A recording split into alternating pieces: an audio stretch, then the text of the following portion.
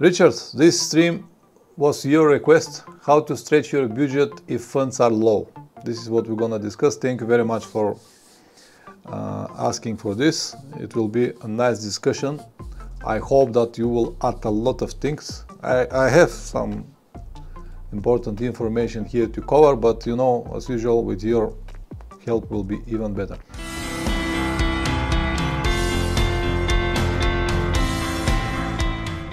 Big D, good evening. Audio, video, good in your sites. Perfect, guys, perfect. How are you doing down there? Forest. Okay, so the usual suspects: Richard, Ogie, Big D, Forest, and another one person. Excellent, guys. The weather getting better here. Today we've got like 12-13 degrees. Unfortunately, I did not write at all because I'm busy here with some projects here at home. Nikolai, hello Nikolai, how are you, man? So the topic today is how to stretch your budget if funds are low, or what I can do to get the maximum from the budget that I have. This is maybe more accurate to say. The topic was suggested by Richard, Tenere traveler. Thank you very much, Richard. And why should you listen to me? You don't have to, but I have some experience with the topic. I always have a tight budget. In fact, guys, I couldn't remember a trip from many trips that I've got that was so easy with a lot of money and I didn't need to think about anything. I always been on tight budget. Even nowadays I've got sponsors, but even so the sponsors never pay for everything. So I am always on tight budget, and this is actually how my channel grew, with the idea of traveling a little bit cheaper, not the standard travelers that could afford anything. So I always been on a tight budget. I always prefer to see as much as possible with the minimum costs. So I prefer to go on this riding mode, to ride more. I don't mind about the conditions that I'm gonna sleep. I don't mind about comfort at all, as long I'm able to see as much as possible. This is the idea of traveling, to see as much as possible, at least for me. So as I said, I prefer to go into this riding mode instead of looking for comfort. For me, it's important to see everything that I have planned. Also, I travel alone, not with family and kids. When you travel with passenger, or if you travel with a car with family and kids, might be completely different story. But when you travel alone with a motorcycle, even if you have a passenger, many of the tips that I'm going to tell you will help you a lot. So these are the reasons that I just listed why you should listen to me. But once again, you don't have to. I will just share my experience with everything that I know on this topic. So if you're like me, just keep watching, because I promise the stream is not going to disappoint you. The first and maybe the most important advice that I can tell you and give you now in terms of how to stretch your budget if funds are low is to pick the right motorcycle. The right motorcycle, of course, is different for everyone, but you have to pick the right motorcycle for you. What I mean by that, it is obvious that if you buy the latest model BMW full with electronics and all of these technologies on it, it wouldn't be that easy to travel cheap, or to travel on a budget, or to stretch your budget, because first of all, you start with very expensive motorcycle, then you'll have very expensive gear, you'll have very expensive maintenance, you'll have expensive parts, and the whole idea to travel on budget, it's already finished before it's even start, if you understand what I mean. And I don't have anything against BMW. It is just one example. It could be KTM, could be Yamaha, Honda, whatever. But if you start with one expensive, really expensive motorcycle, the whole cost will be expensive. Hello, Alexander. Nice to see you. We just started. You did not miss almost anything. So the first advice, pick the right motorcycle. For one person could be Tenere, like me. For the second could be Honda CB, like Richard. So everyone will find the perfect motorcycle that will work for him, will help him or her to complete the trips, to make it as easy as possible with minimum costs. And why so important? Another aspect of the importance, again, first is that the motorcycle is expensive maintenance and anything. But if the motorcycle is with an engine that uses 10 liters per 100 kilometers petrol, it will be again very expensive journey. That's why it's important to have the right motorcycle. When you have the right motorcycle, this is the beginning, this is the base, and from the base you can upgrade on the top with all of the advice that I plan to give you here. But the most important is to have the right motorcycle. If you start with the right motorcycle, you already are in front of everyone else, if you understand what I mean. Alright, the things have changed in the last few years. Before, maybe like 3, 4 to 5 years ago, I was able to travel around Europe for 50 euros per day. I mean 50 euros for everything, for petrol, for accommodation, for food, for everything, 50 euros per day. Okay, there were days that I spent a little bit more, but there are days that I spent a little bit less, and the average price was 50 euros per day. And now you may say, Pavlin, how you travel 50 euros per day if one of the days, if you have 500 kilometers, only the petrol is going to be 50 euros. Yes, but I don't have every day 500 kilometers. There will be days without any kilometers, and then that's why I said the average price was 50 euros per day. But nowadays, traveling around Europe, you'll need at least 100 euros per day. Oh, this is my conclusion. And the things are changed. So now it's even more important to learn how to travel on a budget, because if not, it will cost you a lot of money. Let me give you a few examples.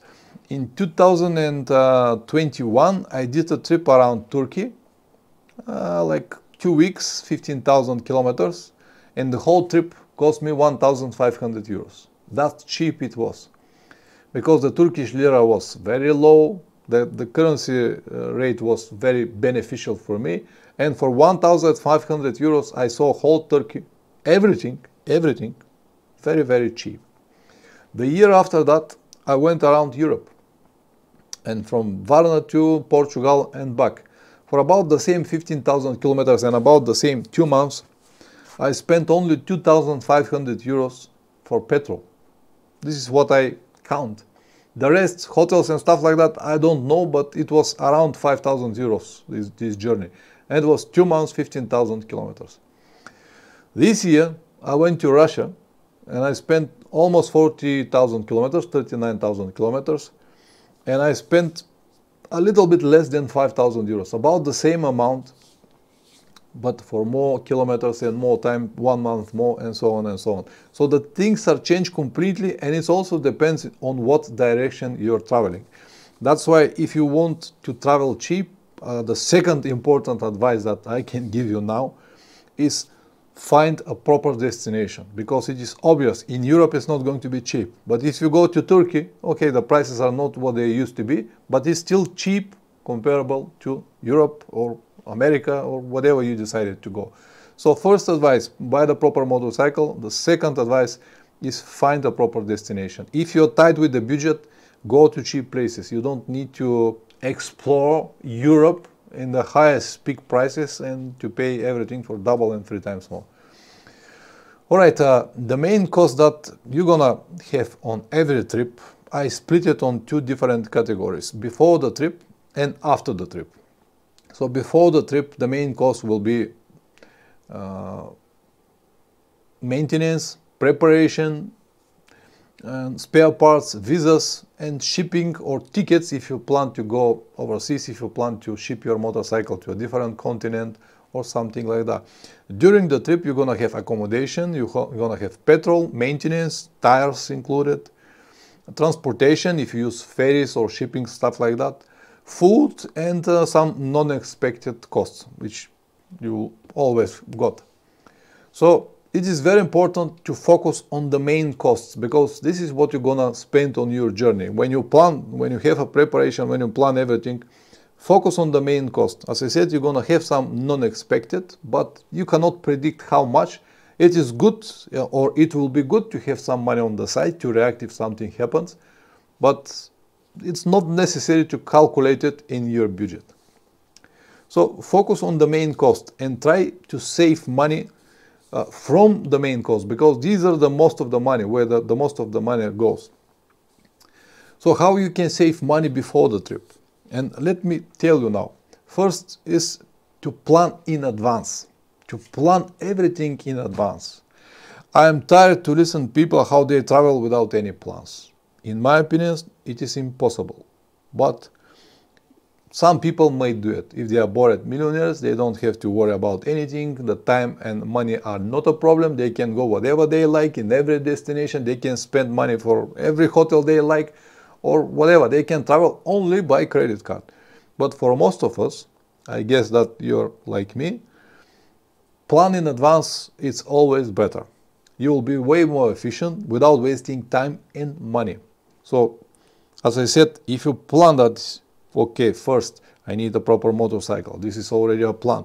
Then, okay, I'm not going to go to Europe. I'll go to Turkey or I'll go to Asia because it's going to be way more cheaper. This is already a plan in advance, and you'll be way more efficient. You're gonna be able to see way more things for way less money or fewer money. Okay, then maintenance before the trip. All of this is before the trip. Do it by yourself. This will save you a lot of money. If you're living in Western Europe, every hour when the mechanic works on your motorcycle will cost you between 80 and 90 euros. And they're not gonna take your motorcycle until you have at least 2 hours. So do the maintenance by yourself. Learn how to do it. It is not that difficult. Most of the things that you need to do, or the maintenance that you have to do, it's already written in your manual. Just read your manual and try to make everything step by step. It is not that difficult. Even if you don't have any mechanical skills, you can learn very fast how to do it. Nowadays you can find so many videos on YouTube explain with great details how to do everything, how to change the oil, prepare everything. So this will save you a lot of money, because some people try to save money when they travel, but they never realize how much they spend before the trip even. But all of this money, they go into the traveling, into the trip, so it should be calculated as well. So if you do the maintenance by yourself, you'll save a lot of money. The whole preparation, again by yourself, you don't need many modifications. Forget about all of this hype that people make so many different modifications because they plan to travel. I have many videos on the topic modifications on my channel, the main channel. Go and watch it. You don't need that many modifications. Just a few, and you can do it by yourself. The rest that you cannot do by yourself are not really necessary. This is what I mean. Preparation of the bike only by yourself. You don't need to pay to anyone to prepare your motorcycle. Then spare parts. Spare parts, of course, also will take some money because you have to buy it to be ready to go. But buy only what you really need. Don't buy a big bag of spare parts that you might eventually need. No, take the things that you're sure that you're gonna need, like brake pads, filters, or spark plugs, or things that you will need on the road, not that you might need. First, because you're gonna pay money, and second, because it will be a weight in your luggage. So if you need to get some visas, do it by yourself. Because what some people do, they go to a tourist agency and say, I want to go to this and this place. Can you make all the visas for me? Of course they will do it for you, but you have to pay for it. If you're on a tight budget, you have to do everything by yourself. It's not that difficult to fill some documents, to go to the embassy. Okay, for some places you might need to go twice to apply, then to take your visa. Nowadays there are so many online visas, you don't need to go anywhere. So do everything by yourself, you don't need to pay to anyone. And finally, if you plan to ship your motorcycle or to have some tickets to fly to somewhere, search for best prices or best locations, because you never know. What usually people do, they go to internet and type the destination and find the price, let's say shipping 800 euros. Oh, that's perfect, I'll go there. But no, check the prices. You might find somewhere for 600 euros or for more or less. So make a good research, spend some time, check all prices, because you'll be surprised how different the prices are. And usually the carriers they are always the same. So there are like 2 free ships that are crossing Atlantic, for example, but the shipping companies are 20 or 50, whatever. And each one of them got some commissions on the top of the price that already exists for the shipping company. So it's worth to spend some money and make a research and find the best prices. This is exactly what I do now, because I plan to ship my motorcycle to South America. I already got 2 offers, but I'm gonna have 2, 3, 5 different offers, and we'll see what I'm gonna pick the last. Now, let's go to the second part, how you can save money during the trip. When you realize that the money are not enough and the budget is tight and you still want to make this trip, you still want to see everything, but the budget is tight. Maybe this is exactly what Richard meant. Richard, is that what you mean? How to stretch your budget if funds are low? When you realize that, okay, you still have money, but they're going away very, very fast and you want to save money.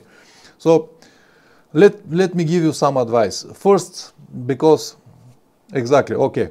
So I stretch it a little bit before the trip, but this is also will help you. So first thing that you have to do is once again to see where the main costs are and focus on the main cost, because it is not worth it to drink a coffee that costs €2 compare with the coffee that costs €3, because the difference will be only €1. But if you have a proper hotel that will cost you €50 and a guest house that will cost you €20, this is a huge difference. So you have to focus on the main cost. And the main cost, these are accommodation, petrol, and maintenance, stuff like that, big cost. So let's start with accommodation. So there are many different options: hotels, hostels, guest houses, camping, wild camping, or sleep with friends.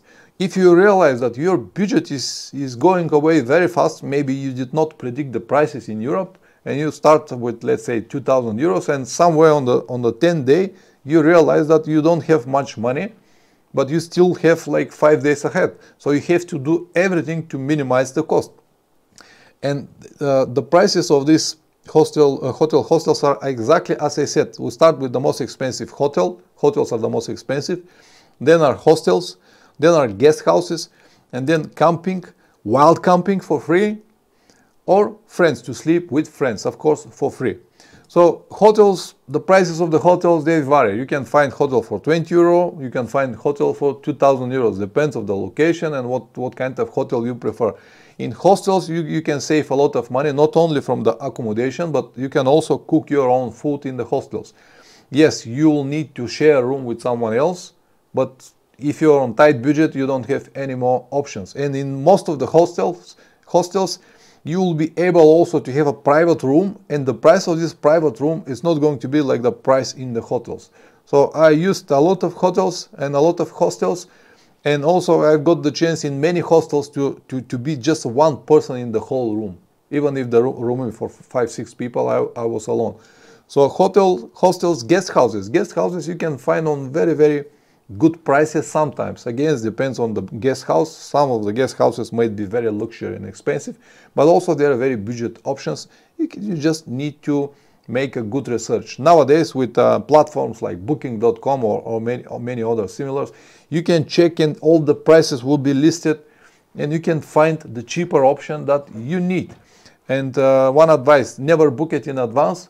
What I usually do when I get closer to the town that I plan to spend the night, let's say 1 or 2 hours before the town, then I go to booking and see what I can find in the last moment.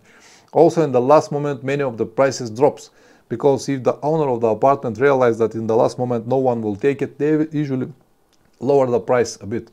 It might be exactly the opposite, to be without any free rooms or very expensive, but not very often. And if you travel alone or small group, 2-3 people, it's usually to find easy hotel. For me, I travel alone. It's much easier to find a hotel or guest house or hostel for one person than in a group, but this is another topic. Then camping. Campings are a good way to save money. When I was traveling around Europe 2 years ago, I spent like 13 or 14 nights camping because the prices were just too high for hotels. So the hotels in most of the places like Sardinia, Corsica, France were like 18, 90, 100 euros just for one night. And campings usually were like 15 euros, something like that. Of course, you have to have your tent with you. And another option, wild camping, then it's free. You don't have any luxuries like water, toilets, or laundry, but it's free. Important is to know that it is possible. It is you're allowed to camp for free, because in places like Sardinia and Corsica, it is forbidden. If police catch you, they will charge you a lot. It will cost you like 5 expensive hotels. You might have even some problems. That's why it's important to know where it's possible to have wild camping, and of course try to make it on places without any people. You don't need to see people to see you when you go to camp. Better is to do it just before dark. Go somewhere, hide your tent, hide there, and open your tent when it's completely dark, and start early morning before people start moving around. And the last option, to contact some friends that you have on the road and sleep in their places. This is option that I use all the time. My presumptions are not always to save money, even that is you save money, but I just like this. I just like to visit people, to listen their stories, to learn a lot about their places and stuff like that. But it is also a perfect option if you're on tight budget. Then the second point is going to be petrol, because most of your money will go for petrol. And if you realize that the money are going very quickly and you wouldn't be able to continue the trip, you can do a few very simple things. First is to reduce the speed. The example I can give you now, well, let's say that you have a 10,000 kilometer road trip. If you ride with 90 or 110 kilometers per hour, I will use my motorcycle for example, but it is more or less the same with every motorcycle. So on 10,000 kilometers trip, if I ride my Tenere with 90 or 100 kilometers per hour, it will use 4 liters per 100 kilometers. But if I ride it with 120, 140 kilometers per hour, just a little bit more, it will use 6 liters per 100 kilometers. And here now you might say, 2 liters, not a big deal, Pavel, what are you talking about? You just said that we don't need to worry about $1 or $2 for coffee or stuff like that. No, but listen, on this 10,000 kilometers road trip, this 2 liters will be 300 euros difference. So the whole trip will be 300 euros more money, more expensive. So if the trip is 20,000 kilometers, it is going to be 600 euros. On my trip that I've got almost 40,000 kilometers, that means 1,200 euros. If I was riding my Tenere on the way to Magadan and back with 120/40, it will cost me 1,200 euros more the whole journey. It is very, very important. You might not believe me, but you can try by yourself. I'm sure that you already know.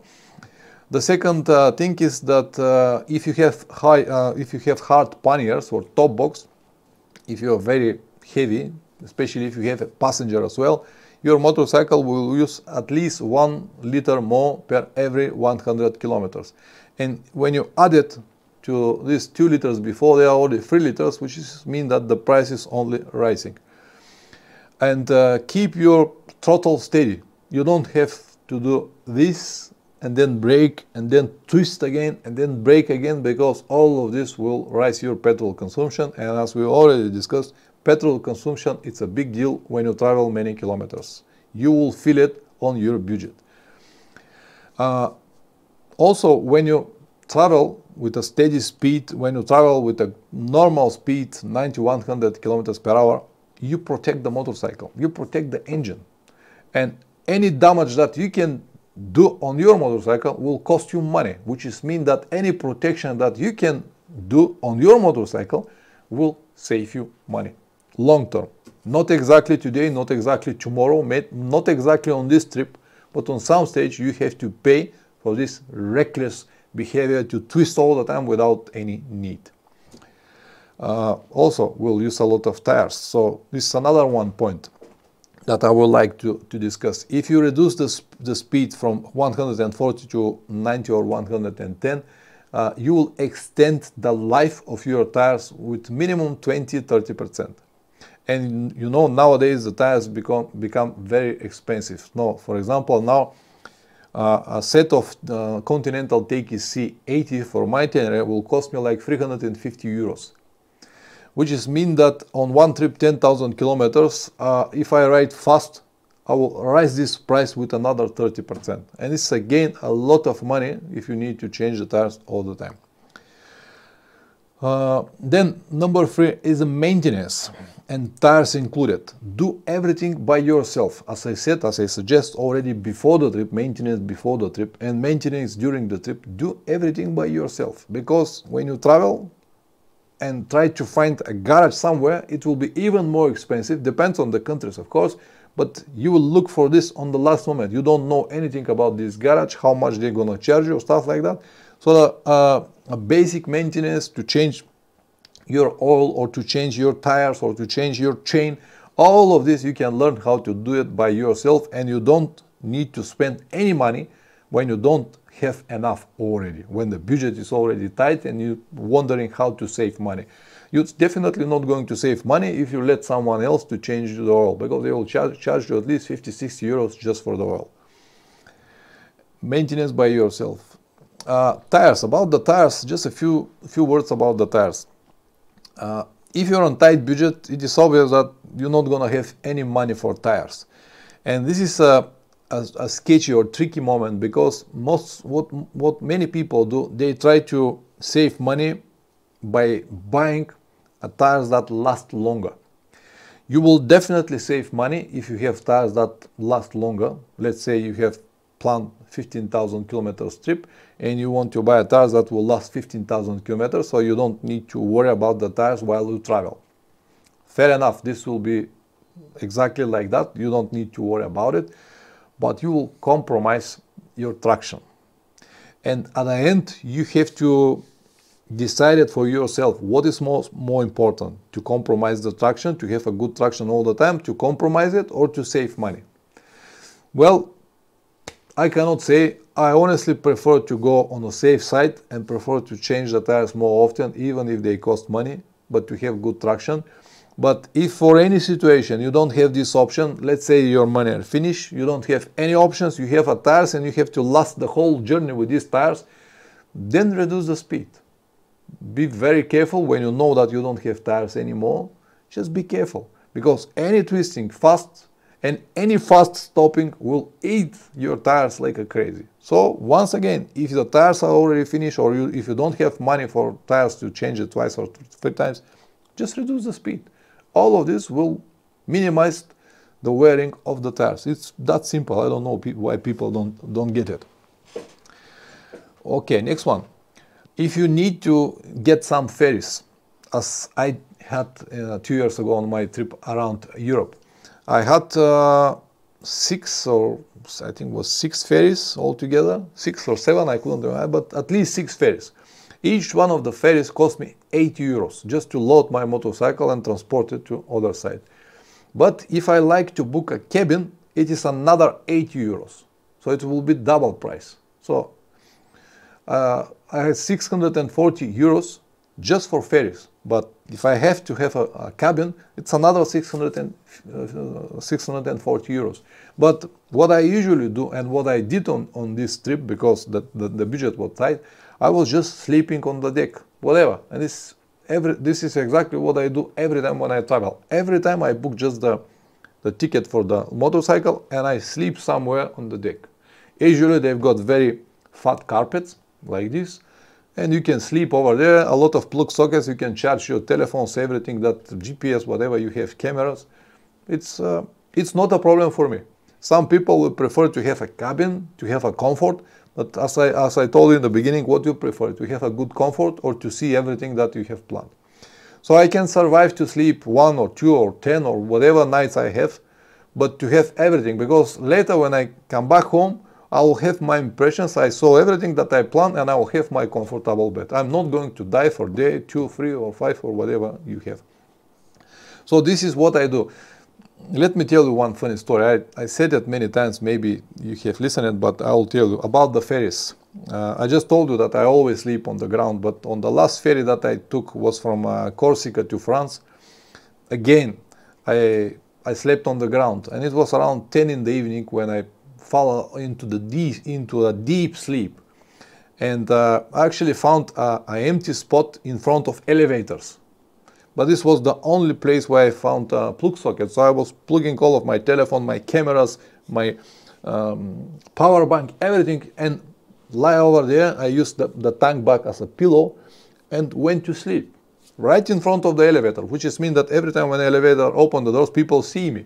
But I didn't mind at all. I just want to sleep and to wait for the next day and to save money. So I just went into a deep sleep when I felt that someone just picking my leg and talking on French. Excusez-moi, monsieur. Excusez-moi, monsieur. I woke up and said, I don't speak French. Just tell me in English. What is the problem? And I told that maybe this guy is from security, and now they will tell me that I cannot sleep there, because this also happened a few times on my trips. But he said, I'm really sorry. I'm sorry that I bother you, but if you like to come and sleep in our cabin, it's okay. You can come to our cabin. And I just said, a little suspicious, okay, but why don't you sleep in your cabin? And he said, no, I'm in the cabin, but it's for 4 people, but it's only 2 people, me and my wife, so 2 beds are free. And if you like to come and sleep in the cabin, you're welcome. I said, well, listen, I'm a motorcyclist. I have dirty clothes, boots, smelly boots. I'm not really clean. He said, no, don't worry about it. You can take even a shower over there. I said, well, I'll come. So I went to the cabin and I opened the shower and I saw just one towel there. I said, I'm not going to do it because I saw one towel. It's probably yours. They said, no, don't worry. We already got a shower. It's just for you. Go and take a shower. So I took a shower, went to sleep, fantastic bed, everything. I slept like a deadlock. Next morning I woke up, but I was curious. So I said to this guy, his wife also was there. I said to him, okay, thank you very much. I'm very grateful. I cannot thank you enough for this. It was perfect for me. But I just want to ask you, why me? Why me? There are so many people over there, so many people, even kids and ladies sleeping on the ground on these ferries. They're full with people, at least 50, 60 more people. How you decided that you will invite me? I'm 100 kilograms with big beard, dirty, smelly motorcyclist. How you decided that you're gonna pick me? And he said, oh yeah, it's an easy answer on this. We were in the restaurant with my wife, and when we came out from the elevator, we saw you. And yeah, it's true that so many people are sleeping on the decks, but everyone got something. Maybe a mattress, maybe a blanket, maybe a jacket on the top, but you had nothing. You were just like that. And we decided that it's maybe very uncomfortable for you, and we invited you. I said, oh, perfect. And that is mean that just because I had nothing, I have a bed now. Yeah, that is true. And I asked him, where are you from? And he's German. I couldn't believe that his guy was German. I said, listen, I spent in Germany 10 years, but I never seen a German like you. And I'll say this story to so many people because it's just unbelievable. And I asked him, are you psychiatric or something like that, psychological? And he said, yeah, how you know? I said, only psychiatric could make this social experiment to invite people in his room. And then I asked myself, if this was me in this small tiny cabin with my wife, and I see that 2 of the beds are free, will I invite someone else that I don't know from outside? He was not motorcyclist. He was traveling with a car. If I see motorcyclists, I will probably invite him because I know what it is. But he was not motorcyclist. So I was putting myself on his position. Let's say I'm with my wife here. We booked this cabin for 4 people, but luckily it was only for 2 of us. Will I invite someone else that I don't know from this ship? And the honest answer is probably not. If I wanted, my wife would not let me to do it anyway. So this was really nice, touchable moment that confirmed to me once again that you can find wonderful people everywhere. Anyway, let's go now to continue here. So this was about ferries, how you can save money on ferries. Then it's shipping. Search for options. I already told you, search for options. And if you're already on the trip, and search for options and also location. So what I'm gonna do now on my trip to South America, I'm not gonna book a return for my shipping. I will book only one way to go to South America, And once I step in South America and start riding, I will start looking for location from where I can ship my motorcycle back. From one side, this might cost me a lot, but I'm sure that I'm gonna find a proper price, first of all, because I don't know how long it's gonna take. I don't want to book a ferry in advance because it might, I might not need it. Who knows? I might destroy my motorcycle and do not need the ferry after that. Also, I might decide to go a different location because I plan to start from Argentina and go all the way to Brazil, and I might be able to find a place from Brazil to ship my motorcycle, so I don't need to go back. And because I don't know where will be the location or how much it will cost me, I prefer to buy only one-way ticket and decide it after that. Of course, if it's possible, but I think it's not a problem. I already checked. So in terms of shipping, search for options, locations, and try to find the best deal. Because once again, as I told you, you'll be surprised how much the prices vary. One of the examples that I can give you now, I checked 2 different shipping companies. One of the companies for a return from Europe to Argentina and back, one of the companies asking for 2,500 euros. The second was 3,600 euros, 1,000 euros difference.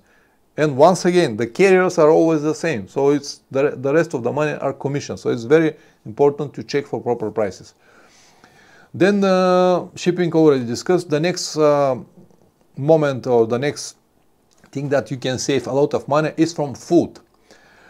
Supermarkets, the most cheap option. Then is fast food, then are restaurants, or you can cook your own food if you like, but I don't think that the cooking your own food is going to be so much cheaper than supermarkets, for example. So in Europe, most of the time I just ate from supermarkets.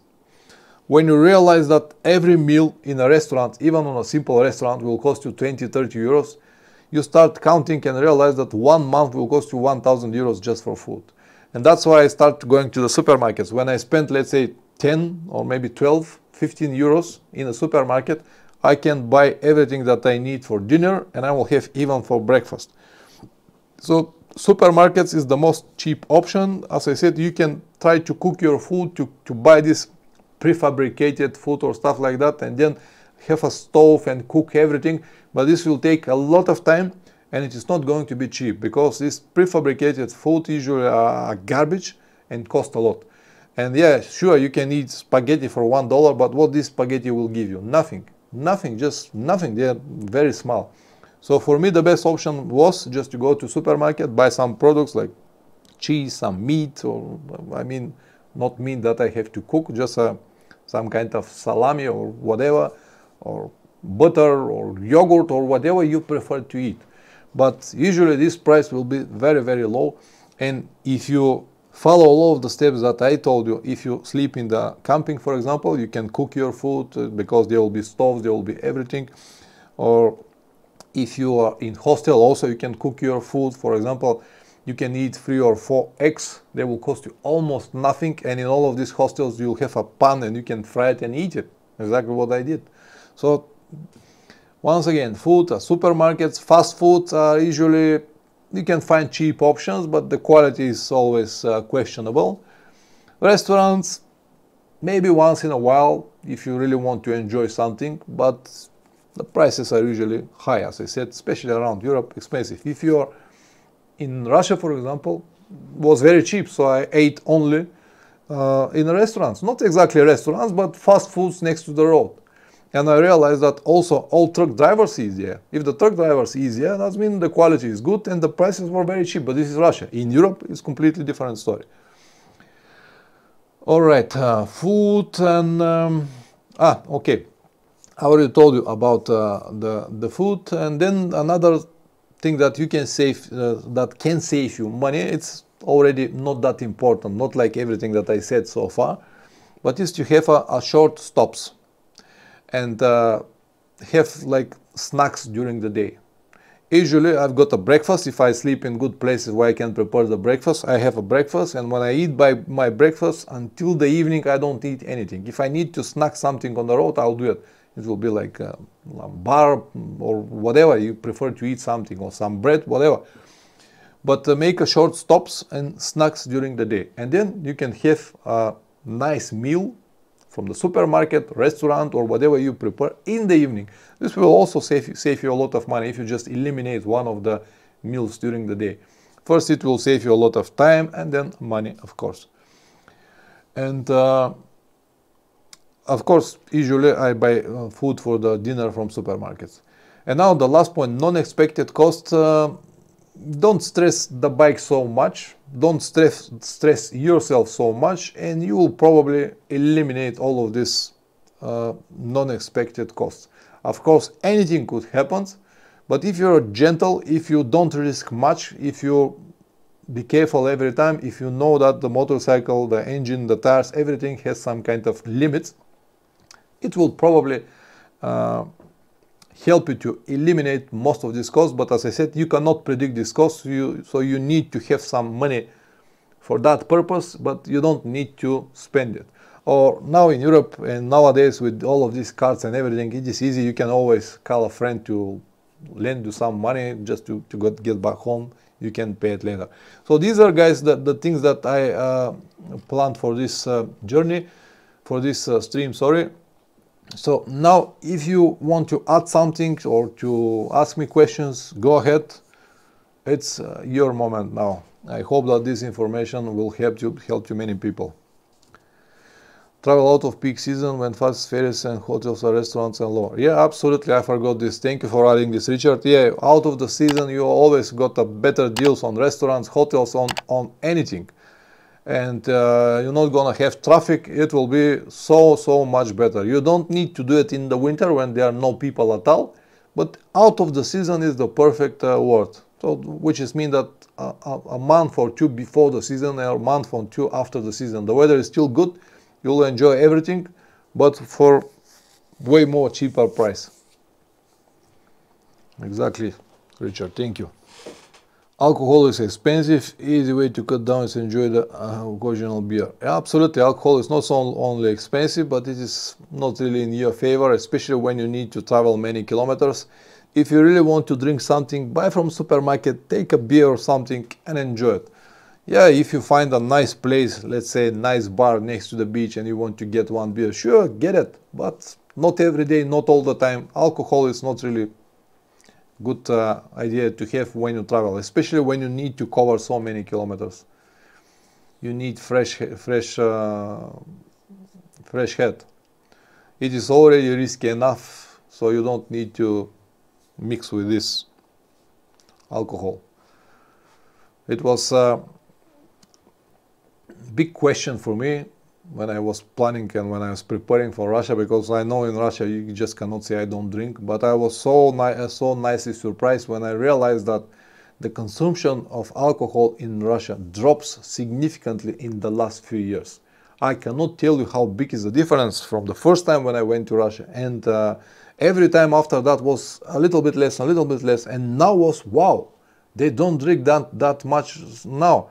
I met at least I don't know, 10 people that don't drink at all. So I did not have any problems with alcohol. Yeah, just a few times, but that was everything.